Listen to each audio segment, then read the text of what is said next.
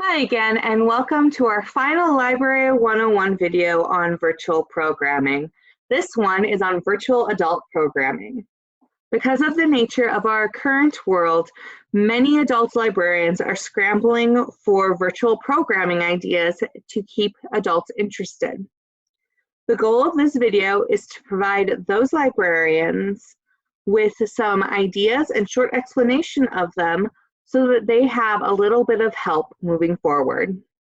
Honestly, adult programming is probably harder than teen programming because adults are extremely busy and don't always associate with the library outside of programming for their children.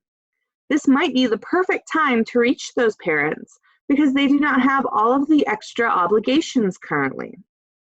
The first program idea that we came up with is something called Cook the Book Club. This is a book club of cookbooks where the patrons choose a recipe from the book and make it. It can be themed week to week, such as desserts or entrees, or it can be just whatever the patron wants to make. This can be a live discussion through Zoom or Skype, or it can be a group on Facebook or another social media platform where they share their creations. The options are there to reach as many people as possible. Another adult favorite that I found through my research is Books and Libations. This program, done through a telecommunications system, is basically a book club happy hour.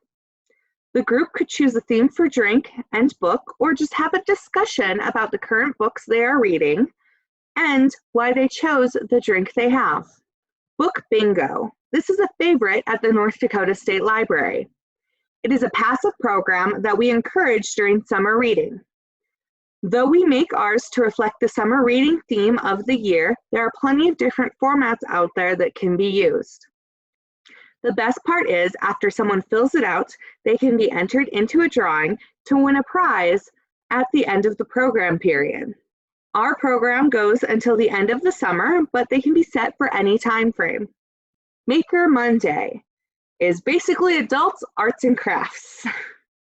Announce a simple project that can be done in a week or throughout the month.